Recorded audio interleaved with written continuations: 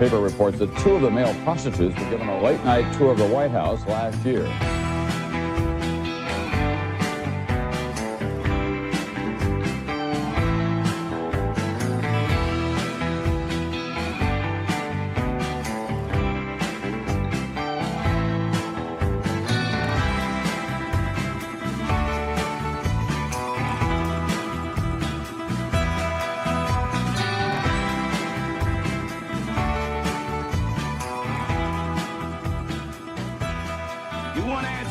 I think I'm entitled. You want answers. I want the truth. You can't handle the truth.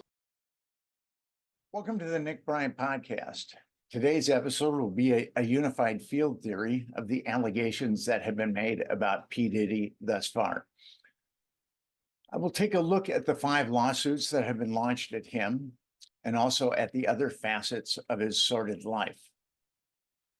And finally, I will give you a revelation about P. Diddy that has escaped the mainstream media and podcasters who have already put hundreds of hours into this subject. At the end of my presentation, I will show that the government official who was the point man for the Epstein cover-up is now taking the helm of the P. Diddy investigation. P. Diddy seems to have an affinity for sexual assault. As of March 2024, P. Diddy has had 5 sexual assault lawsuits launched at him. The first 3 lawsuits were filed in November of 2023. Thus far, one of those lawsuits has been settled. The first one was his longtime girlfriend, Cassie Ventura. The second one was Joy Dickerson.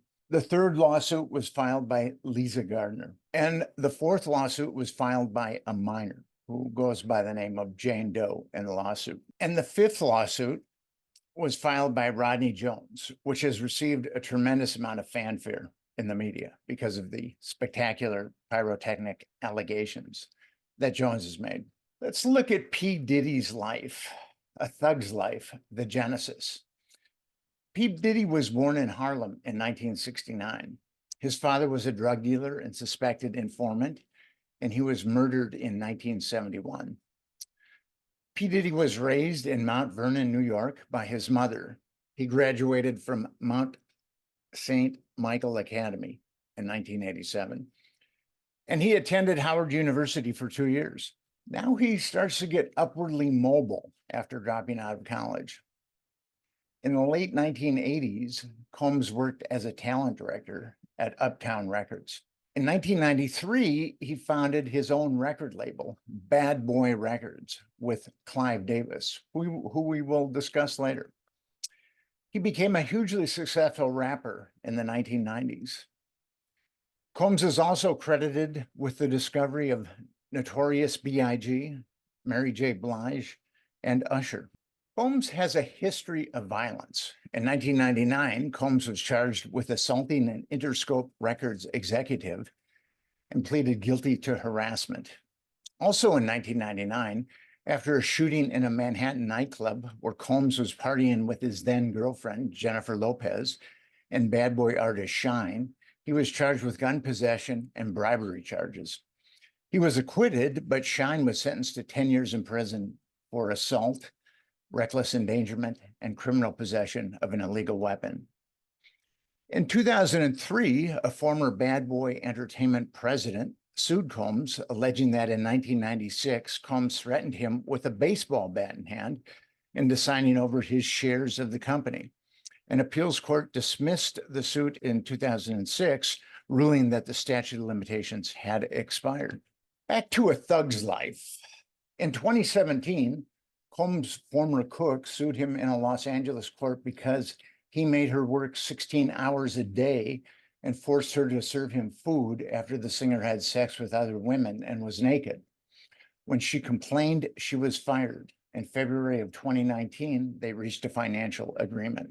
In a 2019 interview, Gina Hoon, Combs' former girlfriend, said that during one incident in Miami, he, quote, stomped on my stomach really hard, like took the wind out of my breath. I couldn't breathe. He kept hitting me. I was pleading to him, can't you just stop? I can't breathe, unquote. So let's get into the lawsuits. The first one is Cassie Ventura versus Combs. Ventura and Combs met when she was 19 and he was 37, and they dated from 2007 to 2018. She was an R&B singer who was signed to Combs' Bad Boy label, and she said she endured more than a decade of abuse, violence, and sex trafficking in a lawsuit filed on November of 23. Cassie alleged that Combs would make her and his employees fly male sex workers to him in multiple cities in the United States, as well as abroad.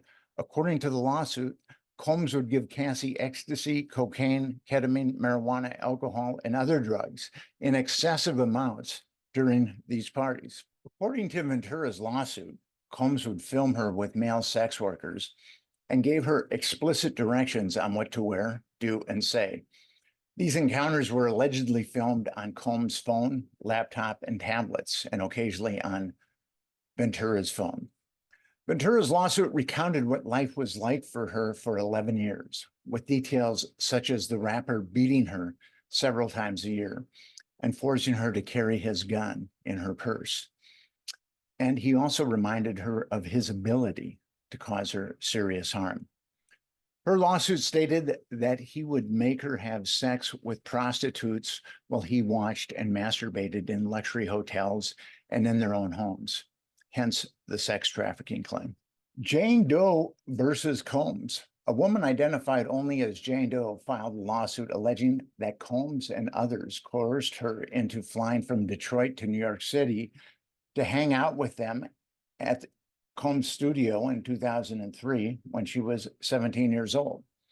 According to the lawsuit, once the young woman arrived at the studio, Combs, Harvey Pierre, who later became the president of Bad Boy Records, and a third unnamed assailant, got her inebriated, quote, to the point that she could not possibly have consented to having sex with anyone, unquote, and took turns raping her.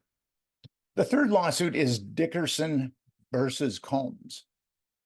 Joy Dickerson was a college student at Syracuse University pursuing a degree in psychology.